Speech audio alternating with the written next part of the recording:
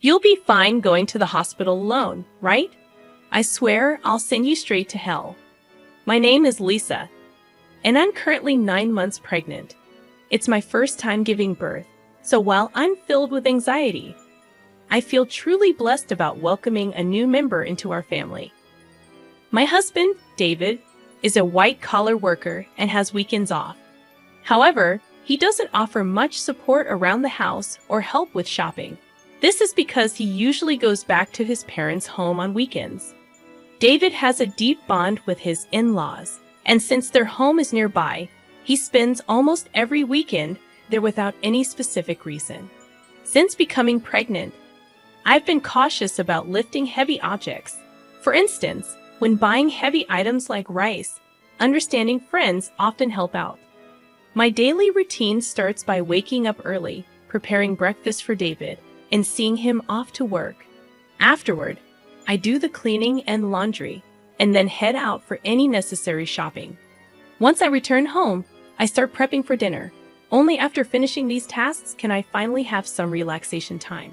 Since taking maternity leave, I've taken up a new hobby, blogging. Every day, I write a diary accompanied by photos I take, such as meals, the blue sky, flowers blooming in the garden, and more. Many friends and acquaintances leave comments, and these moments of journaling have become small daily joys for me. One evening, as I was preparing dinner, my husband returned home as usual.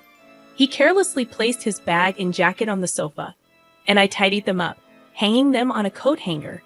"Welcome back. I made hamburgers for dinner. I'm going to take a bath," I said. Responding curtly, he headed straight for the bathroom.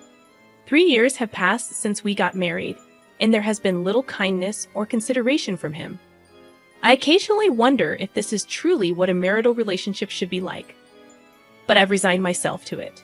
When David returned in his pajamas, I handed him a drink. "Where's the beer?" he asked, glancing at the bar. I hinted, "Sorry, I forgot to buy it today. I'll get some tomorrow." "Seriously? Go to the convenience store now." His demeanor changed immediately, and he spoke with evident anger. I was irritated. Why was he asking his pregnant wife to do this? If you want it so badly, why don't you go get it yourself? It's hard for me to move around with this big belly. At that moment, he became even angrier and started shouting, "You're the one who forgot to buy it. It's your job to fix that mistake. Just because you're pregnant doesn't mean you get special treatment." My mother always said it's important to keep moving for the sake of health.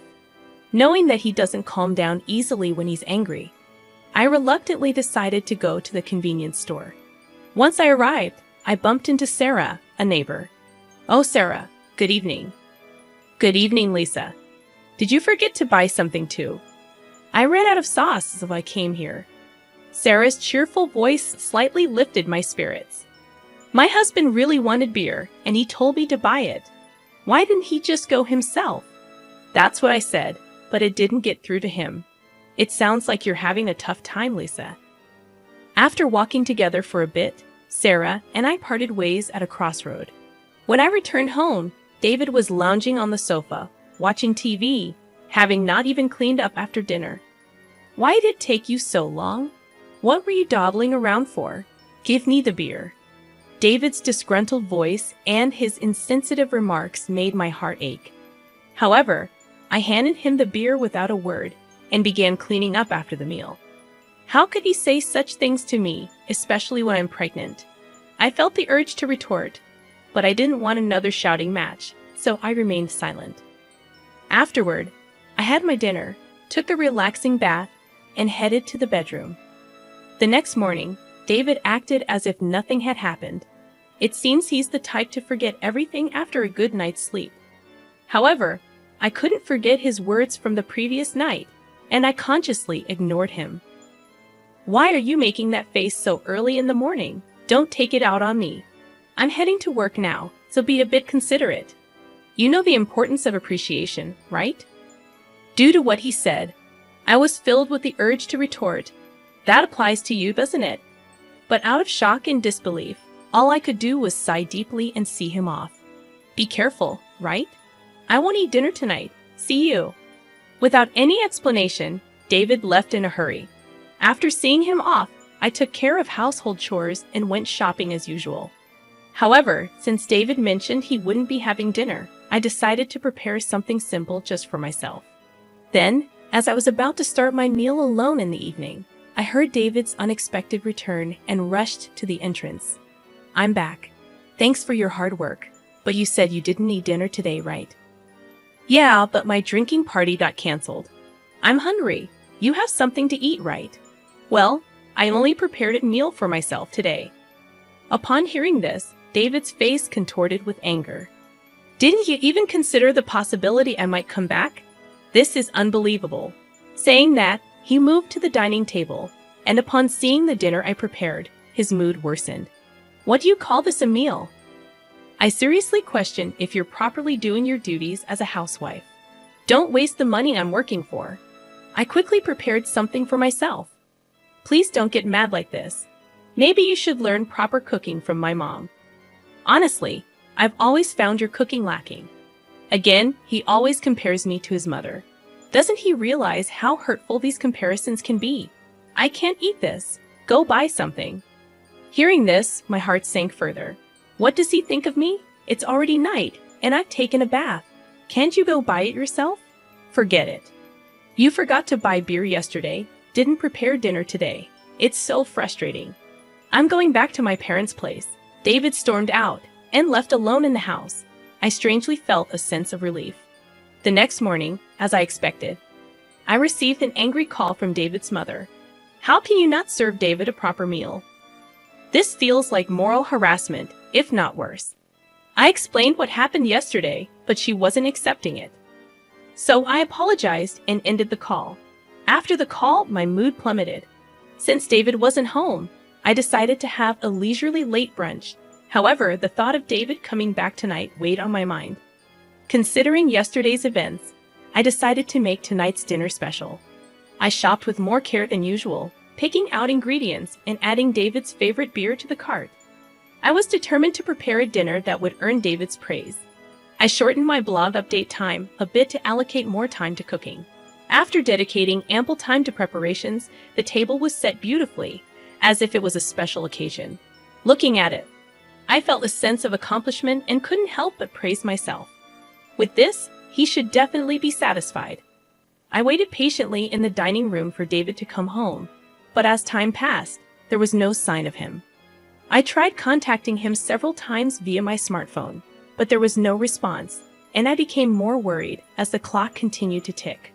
1 hour, then 2 hours passed, and I began to get anxious. Did he possibly go to his parents' house? Thinking this, I called David's parents to check, but they said he hadn't come there either. I tried calling David multiple times, but still, there was no response. As midnight approached, just when I was considering contacting the police, a staggering David returned home. He seemed clearly drunk. "I'm home, hiccup." I rushed to the entrance in concern and found David lying on the hallway floor. "What happened? Are you okay?" Hearing my voice, he responded angrily, "Too loud, go away." He then staggered towards the dining room. When I tried to support him, he forcefully shook off my hand. "Don't touch me. Don't come near me with that ugly face. To think you're my wife." In his drunken state, he spat out those words and then just lay down right there. Those words were beyond shocking. Why? Why can't he consider others' feelings? His remarks hurt me deeply, and I was filled with thoughts of maybe he no longer sees me as family. Tears welled up in my eyes. I put so much effort into cooking, it was all for nothing. With that thought, I had my dinner alone and enveloped in loneliness. The next morning, David woke up as if nothing had happened. "My head hurts. I guess I drank too much." "But why did you leave me in the hallway?" "You chose to lie down there, David. It's not my fault. Aren't you my wife? At least take care of me when I'm drunk." David's words made me wonder why he always blames me right away. If you weren't going to eat at home, you could have at least let me know. I had prepared a nice meal, and I called you multiple times. Why didn't you answer? Then David replied nonchalantly, "My drinking party from the day before got rescheduled to yesterday. Do I have to report everything? Besides, you know how hard it is to pick up the phone during a gathering. Think about my situation." With every word David said, my heart got colder and my expectations of him diminished. That way, I won't feel hurt or disappointed anymore. This thought lingered in my mind that I'm taking a break and going back to my parents' home tomorrow. Being with you lately feels unpleasant and boring. Seeing David's attitude of looking down on me made me increasingly consider the option of divorce. Our baby is due soon, and my heart races in anticipation. Even though I've heard stories about the pains of labor from friends, my excitement to meet the new life inside me overshadows those concerns. The neighbors often encourage me with words like, "It's just a little while longer," which brightens my mood. Hey, want to go on a family trip soon after David returned home? He made a surprising suggestion. Really? But I'm talking about a family trip. My mom and dad want to join. I was taken aback. Why would parents make such a proposal? Tensions exist between me and David's parents whenever there's an issue concerning David. They tend to blame me, like the previous phone call incident. However, the sudden idea of a trip left me doubtful. I'm about to give birth soon, and traveling a long distance might be a bit risky. David replied, "How many times do I have to tell you? Just because you're pregnant doesn't mean you're sick. My parents are thoughtfully inviting us. But what if something happens? It'll be fine. Everything's already decided. We'll go for 2 nights and 3 days next week." What? Next week is my due date. That's a bit. Just do as you're told. Prepare for the trip. End of discussion. David just expressed his opinion and then left the room. I'm in trouble now, I thought to myself. The next day, I sought advice from a close friend and explained the situation. She was concerned and said, "That's a bit too much." While I was contemplating how to decline the offer, the day of the trip suddenly arrived. Actually, I'm not feeling well today. I'm worried about the baby, so I'm going to rest at home. I tried to use that as an excuse, but David didn't seem convinced. Anyway, you can just rest in the car, and you'll be fine, right? Come on, bring the luggage. We're heading to my parents' house, so hurry up. As we headed to the car, I was worried and asked, "Is this really okay?" After loading our luggage into the car and sitting in the passenger seat, I felt warmth at my feet. Looking down, I noticed water spreading around them. Oh my water broke. I immediately informed David. "David, I think my water just broke. Please take me to the hospital quickly." Taken aback by the situation, David exclaimed, "Are you serious?" "Yes, I'm serious. We need to go to the hospital now. The baby might be coming." While trying to clean up the water with a towel in the car, David suddenly opened the passenger door. "David, what are you doing? We need to go to the hospital. Get out, you're going to make a mess in the car." I was in complete shock. "What are you saying?" I said, "Get out. I need to clean the car." Then David forcefully pulled me out of the car. In this unbelievable situation, David said, "I can't believe this. We were supposed to be on a family trip.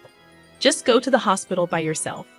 I was too shocked to say anything as I called out to David, "Wait, how can you leave me here like this?" He drove away, leaving me behind. Feeling overwhelmed, I quickly dialed for an ambulance. When someone approached, asking, "Lisa, are you okay?" It was Sarah, looking concerned. Sarah immediately recognized my predicament and arranged for a special taxi, comforting me throughout. Grateful for her kindness, tears streamed down my face. Soon after, I safely arrived at the hospital, thanks to Sarah's help. On the way, she held my hand and cheered me up, staying by my side until I was taken to my room. While being transferred, I made a silent vow. I will make him pay for this. Even as labor pains grew, Sarah kept holding my hand. Furthermore, she contacted my parents, who soon arrived at the hospital and looked deeply concerned. Sarah whispered to them, "There's something I want to discuss." The 3 then left the room. As the labor pains intensified, my smartphone vibrated from a corner of the room. "Who is it?" I asked, and my parents responded with David's name. They looked displeased, but I took the call anyway. As soon as I answered, I heard a panicky David, "Help me." However, I was in no state or mood to converse with him and promptly ended the call.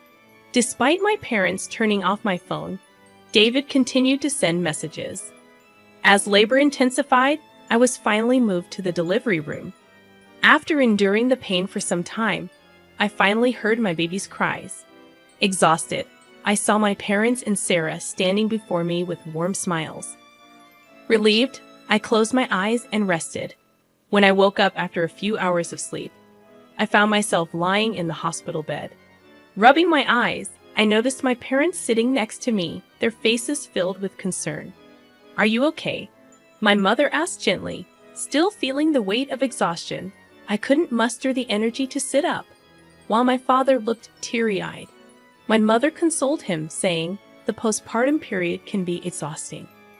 Witnessing this heartwarming scene, a smile formed on my face. "How's the baby?" I inquired.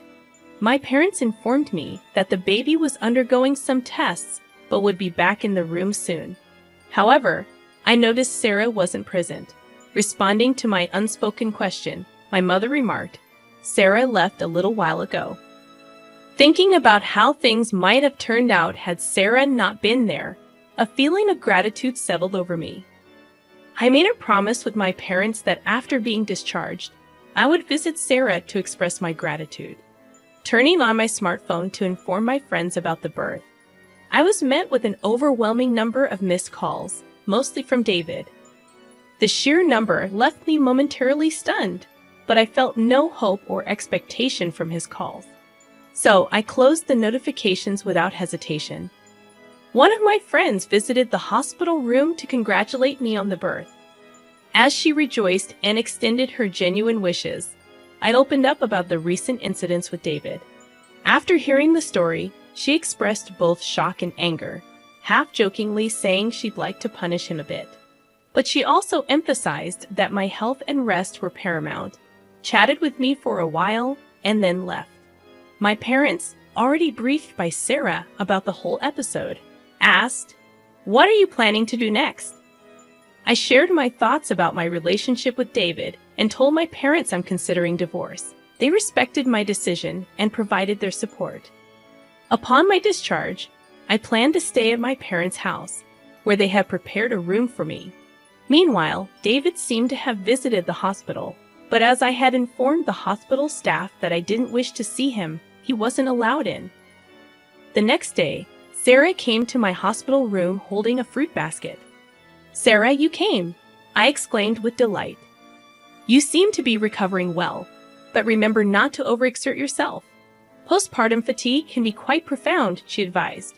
Feeling comforted by Sarah's words, I sighed with relief, taking the fruit basket from her. "Sarah, thank you so much for helping me. I don't know what would have happened if you weren't there." I expressed my deep gratitude as I bowed deeply. Sarah gently laughed, saying, "What's most important is that both you and the baby are healthy. I just want a small hand. Regardless, I'm forever grateful. Once things settle down, I'll come over to thank you properly." Sarah laughed warmly in response. "You know, I've talked to my husband about what happened. He seemed quite furious." From her words, I could somewhat deduce David's situation. "Sarah, I'm truly sorry for dragging you into this mess," I admitted. "Don't worry. Remember who you owe for being able to work at your current company. This incident is truly hard to forgive." At that moment, I heard a stern tone in Sarah's voice for the first time. Sarah was actually the wife of the CEO at the company where my husband worked. When we first moved to this residential area, I had no idea about this fact. However, as we frequently encountered each other at the local supermarket, shops, and occasionally at convenience stores, we gradually became closer. We even began to enjoy tea together, and during these sessions, I learned about the nature of her husband's job. On the other hand, my husband was completely unaware of this background. This was because he didn't even accompany me for our initial neighborhood greetings and didn't prefer interacting with our neighbors. Sarah had previously told me gently, "I don't want to cause any trouble, so don't tell your husband," and I had respected that request. Knowing that I was pregnant and still being forced to endure my husband's unreasonable behavior, Sarah had several times suggested, "Should I talk to my husband about this?" However, I had always declined, not wanting to trouble her. But with this recent incident, perhaps even Sarah reached her limit. That's why my husband kept calling Sarah. I really can't thank you enough for everything. Sarah's strong words made me realize how fortunate I was to have someone who'd go to such lengths for me. I couldn't help but tear up. Seeing my reaction, Sarah once again gave me a warm smile. Lisa, you're a dear friend to me. I can't just stand by and watch when something like this happens to a friend. Our conversation was filled with heartfelt smiles. However, my husband's messages didn't stop despite the barrage of notifications. Online, I consciously ignored them all. Thinking about the divorce made my mind clear, and all I wanted was to think about how to live my life with my baby. As I was preparing to leave the hospital, a close friend visited my room, handing me her smartphone and saying, "I want you to see this." Displayed on her phone was a post that had become a major topic on a certain social media platform. When I asked what it was about, she informed me that she had posted about my husband's recent actions on social media. My friend had a significant influence on social media with a massive follower count. One day, she received a reply to one of her posts. The follower who replied had, by chance, captured a video of the scene where I was yelled at by my husband after being let out of the car. The follower, wanting to protect my privacy, blurred my face in the video, and, with my friend's permission, shared it online. The video spread like wildfire, and as a result, personal details about my husband and even his company were identified. Currently, my husband seems to be under a barrage of criticism online. What? I had no idea it had escalated to this level, my friend, smiling gently, remarked. Well, they brought it upon themselves, didn't they? My husband's actions and their consequences were all a result of choices he made. Furthermore, when one of my husband's friends confronted him about the incident, he reportedly excused himself, saying, "I had a prior travel commitment with my parents that day, so I had no choice." Because of the statement, not only my husband, but also his parents began to face criticism online. The story spread even in the vicinity of my in-laws' home, and there seemed to be various topics related to my husband's parents circulating on social media. Suddenly, my phone started ringing. When I checked the screen, it was a call from my mother-in-law. That's for my mother-in-law. My friend, eyeing the screen of my phone with interest, suggested, "Why don't you pick up and give her a piece of your mind?" However, I was so fed up that I felt no words to do so and decided to ignore it. Before I knew it, the missed calls log was filled with names of my husband, father-in-law, and mother-in-law. Ever since the incident was highlighted on social media, even the hospital staff seemed to be aware of my situation and started offering genuine support. Whether my husband or in-laws came to the hospital or called multiple times, the hospital staff didn't allow any contact with me. As my discharge date approached, I had one pressing worry: whether my husband and in-laws might be lurking outside the hospital. My parents reassured me, saying, "You have nothing to worry about." But the thought of my precious baby being in danger left me anxious. However, that concern was quickly dispelled on the day of my discharge, as my parents were helping me with my belongings. I heard my husband's voice shouting, "Lisa," followed by the loud voices of my in-laws. Suddenly, men in black suits surrounded me, forming a protective barrier.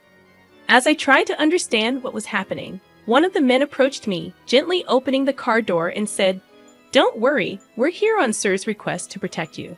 It seemed my parents were already aware of this, as my mom said, smiling, "Didn't I tell you there's nothing to worry about?"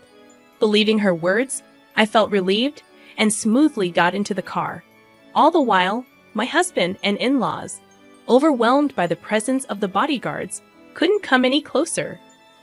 I can't find the words to express how grateful I am for Sarah supporting me like this. The only thing occupying my mind was how to reciprocate Sarah's kindness. My parents felt the same, saying in unison, "We have to find a way to show our gratitude to Sarah." Although my new life began smoothly and pleasant days continued, the contacts from my husband and in-laws never ceased. I mailed them the divorce papers, but there wasn't even a hint of acceptance. One day, my in-laws called our home. It seems my father answered, and they addressed him with the attitude of, "She became a part of our family, so no matter how she's treated, she shouldn't complain." When my father angrily retorted to their statement, it seems they were taken aback and quickly hung up. While discussing how to handle this with my parents, I decided that seeking professional assistance was the best course of action and resolved to consult a lawyer. Coincidentally, my father was acquainted with a lawyer, and when we explained our situation, he graciously promised to help. I informed the lawyer about the video circulating on social media and detailed past events. When the lawyer reached out on our behalf, my husband was initially taken aback. However, over time, he became defiant. "We'll solve marital issues ourselves. We don't need a lawyer," he argued in a fled tone. However, the lawyer calmly responded, "I'm acting upon Lisa's request. Any future communication should be directed to me. It's up to Lisa, my client, to decide whether or not she wants to involve a lawyer." My husband was at a loss for words, though initially refusing to divorce. When mediation and the possibility of a court case were suggested, the word court seemed to shake him, and he reluctantly agreed to the divorce. I have no interest in the child and have no intention of seeing them in the future, so I don't see why I should pay child support. As for property distribution, I did nothing wrong, he claimed irrationally. The lawyer calmly explained from a legal perspective, but my husband still seemed unconvinced. "In that case, it seems we'll meet in court," the lawyer suggested. My in-laws, who were listening nearby, appeared to panic and immediately agreed. When I was informed of this by the lawyer, I was shocked that I had ever married such a man. I had been communicating with Sarah since returning to my parents' home, and when I told her about the recent events, she playfully and gleefully suggested, "How about seizing your ex-husband's retirement pay? Garnishment is one way, right?" Feeling overwhelmed by Sarah's astuteness, a while later, I was contacted by the lawyer who conveyed that my husband wished to apologize in person. Wanting a satisfactory conclusion, I agreed to converse over the phone under the supervision of the lawyer. The day of the scheduled call arrived. On that day, I was accompanied by my parents and the lawyer. From the other end of the line, I heard, "Finally, you answer. Apologize now, and I'll forgive you. So come back home. Let's be a couple again. The house is a mess. I might lose my job, and everyone's looking at me coldly. All of this is your fault, so take responsibility." He continued to bombard me with accusations. Without being overwhelmed, I calmly chose how to react. When he said, "See, you can't even reply properly, truly a woman with no redeeming qualities," I finally responded, "Just so you know, this conversation is being recorded. I'll keep it as evidence. Goodbye." Hearing this, my husband's voice revealed his shock. "Wait, you recorded it? That's not fair, right? I was joking. I'm sorry. I can't live without you. Let's start over. We truly loved each other, right? I promise I'll try harder from now on." After hearing those words, I immediately hung up the phone. With the recorded data in hand, I handed it to the lawyer and asked, "Can you utilize this audio as evidence?" Shaking his head in disbelief, the lawyer remarked, "He truly is an incorrigible man." My parents, feeling the same as me, had firmly decided to sever ties with him. Seeing his behavior filled them more with astonishment and disappointment than anger. At some point, I realized I was slightly enjoying this drama, clinging to the little devilish side of me that emerged. The divorce procedures with my husband concluded smoothly. Both the property distribution and child support agreements went forward without a hitch, and the turmoil began to subside. Due to the information Sarah shared with her husband, the president of my ex-husband's company, he was promptly disciplined. The president, known for his family-oriented values, believed that an employee who couldn't protect his family couldn't be trusted by the company.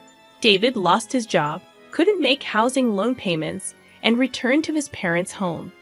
His reputation was tarnished by the viral video, and he struggled to find stable employment, barely making ends meet with short-term part-time jobs. Rumors spread about his parents too, and according to reports from Sir's friends in the neighborhood, they seemed to live in perpetual unease. The cold societal judgment they faced, which exceeded my expectations, made me think that, surprisingly, this ostracization might be harder for them than any legal repercussions. With most matters settled and my health recovering, my parents, my baby, and I visited Sarah's home to express our gratitude. Both Sarah and her husband seemed genuinely happy and doted on my baby, making us feel warm and welcome.